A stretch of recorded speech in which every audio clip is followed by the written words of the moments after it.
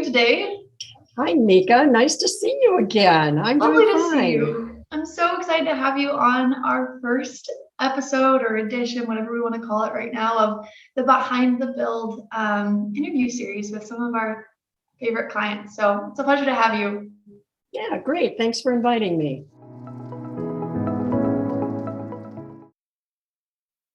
Can you tell us a little bit about MNCEO and what your mission is? Certainly. So I'm the executive director of the Minnesota Center for Employee Ownership. We were the second state center to be created by the Employee Ownership Expansion Network. And now there are 14 state centers across the country. So our mission and our focus is timely, and there is a real need for the work that we're doing. And that work is to serve as an unbiased source of information and resources around the option of employee ownership.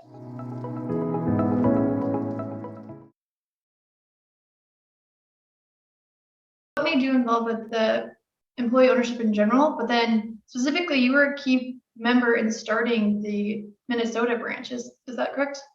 Correct. Well, I spent 30 years with the ESOP Association here in Minnesota, Dakota's chapter, and in Pennsylvania and Delaware. So I was very much involved in the work of employee ownership. And so when the state center was going to be created, it just seemed like a natural transition for me to come on and help them get started in this role. And it was helpful because I was very well connected in the state with professionals, ESOP companies, organizations. So, I could hit the ground running. Now, hit that ground running meant that we started in January of 2020 and COVID hit in March of that year. So I've been doing everything virtually for 2 years. Wow. And I did my first in-person presentation a month or so ago, and I literally had to say to the audience, I have to picture you all in your little squares, Right. like it's a Zoom meeting, Yeah. because it felt kind of weird to actually be doing it in person. Wow. But it also gave us time to really connect with the state organizations and associations and everyone else that's kind of in this whole network of serving the state of Minnesota and being able to educate them on what it is that we do. So there's 52,000 business owners over the age of 55 in Minnesota alone. And so everyone kind of sees that, whether you're an economic developer or you're with the Department of, the deed department, you're seeing that there's a crisis looming on the horizon, that if these people walk away, close their doors, sell off the company, that communities across the state are going to suffer for that. And it's really not just about retirement. It's about, I don't know if you've heard of the term 5Ds, divorce, disease, disability, it goes on, and death that can happen at any time within a company. And so are the owners prepared? Do they have a succession plan? Do they know where that business is going in the future?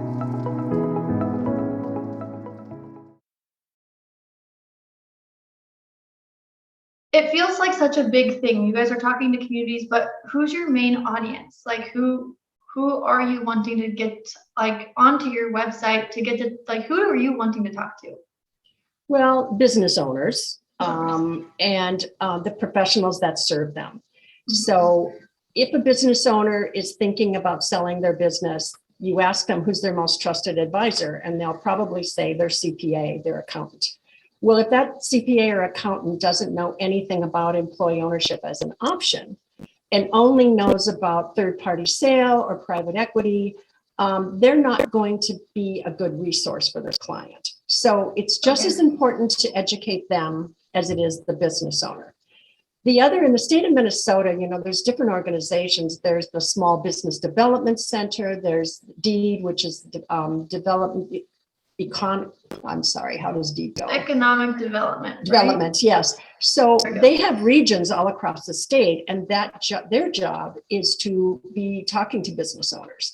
So educating them as well is good, because then when they're talking to a business owner, they have the knowledge that they can share that way. So it's there's several prongs to it. Yeah, absolutely. That would make sense why your website is also built the way it is, with the fact that there's places for companies to go to see other companies that are currently employee owned, places for professionals, and then for business owners themselves.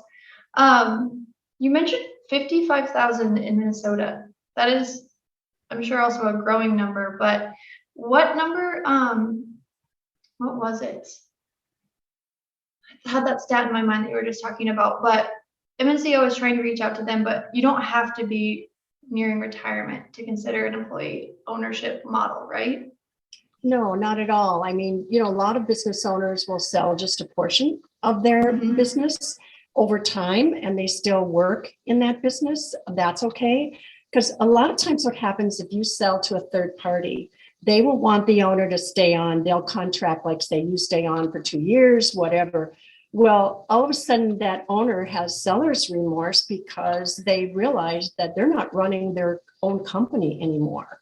Yeah. And the new owners can do what they want. And so that's pretty painful for someone that started a company, grew it to what it was, and was selling it. And then just see it change in front of them. Yeah, and to see it change. So when you're selling the company, if you're selling it to your employees, then you can sell, as soon as you sell 30%, there's tax benefits to you.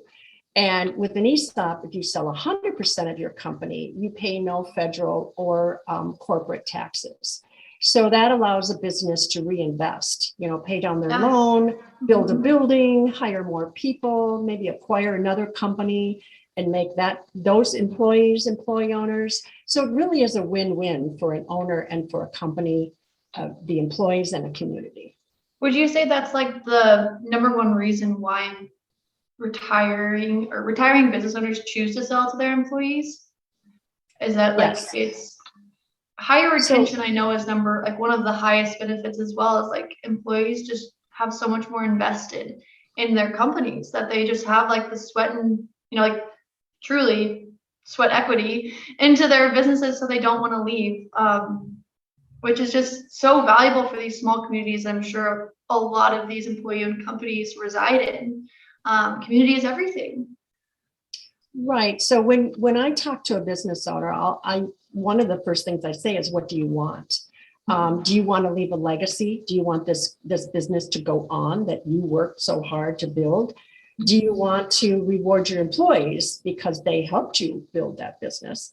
And do you feel some responsibility to your community to keep that business in the community and be a part of the economy?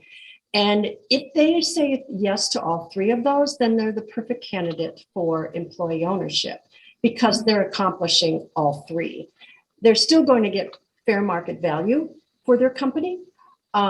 Would they get more money if they sold it to private equity? Probably, but then they have no idea of what's going to happen to the future of that company. So, for the owner's part, that's really great that they want to share that success with their employees. And there is a lot of data about employee ownership that the employees do feel more engaged, more in, part of the process, that if the company's successful, they benefit from it. So in an ESOP, which is a retirement plan, the employees don't pay anything for the stock. They're just given stock. And so that keeps building upon itself every year as the company does well.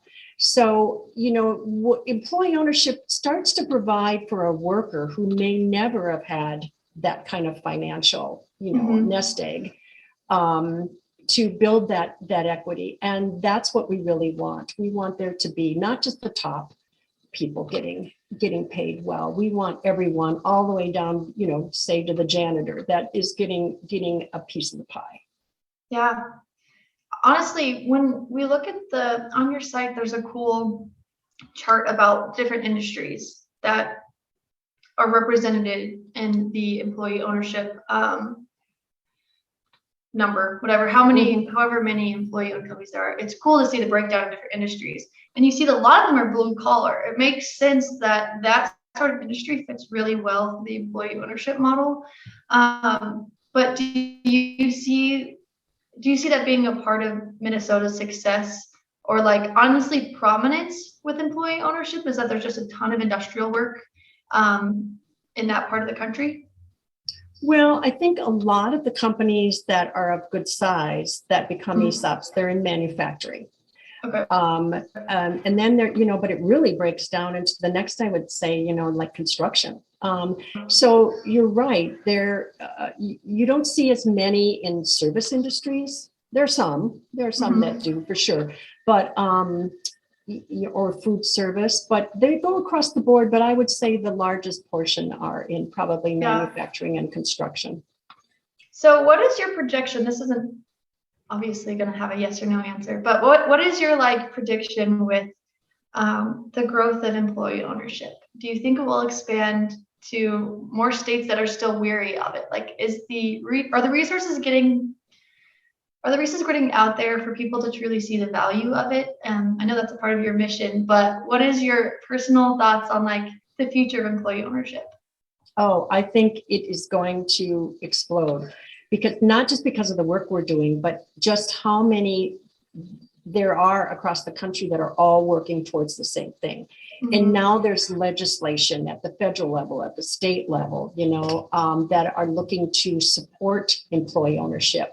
So I think that it's just going to keep going.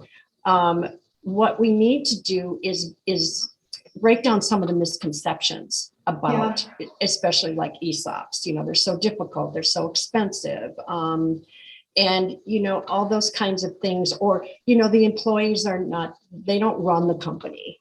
Just because we call it employee ownership doesn't mean that they own it. They own stock, and yet there's still a management team, there's still a board of directors, and those people are making the decisions for the company. So, just again, education is key, and communicating that across the state. And I think there's a lot of momentum right now, and I think it's going to keep. So really, first step would be succession planning before you're at retirement age, knowing your options, to be able to see if employee ownership actually is exactly what you needed, but you were always like given the wrong information or had the misconceptions drawn for you that it wasn't right. Or didn't know about it. Just didn't know it was an option. Yeah, exactly. I sure didn't before working with MNCEO. So do you even know about it? That's a very important step. I have also kind of random question for you. With that idea that individuals don't understand employee ownership and ESOPs, do you think that individual ESOP companies could do a better job of explaining like that they are employee owned?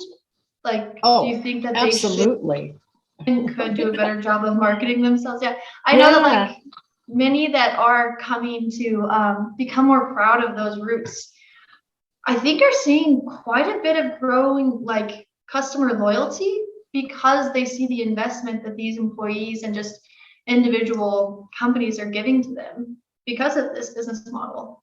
Oh, absolutely.